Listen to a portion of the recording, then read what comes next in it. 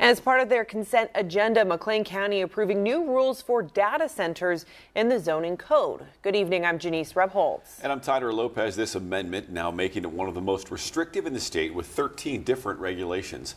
They include noise limitations, landscaping screens, water sources, and battery capacity. The owner of the data center would also have to hand the board information on anticipated impacts, electricity use, and a decommissioning plan. While the board didn't have much to add to the weeks of work on the amendments, public speakers did say they're thankful for the hard work, but they want more details. Will allowing a data center to locate within 500 feet of an existing dwelling be an adequate setback to protect it from the center's sound, light, and emissions pollution?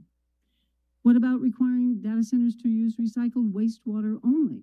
No fresh water from our aquifers, rivers, lakes. Work on wording.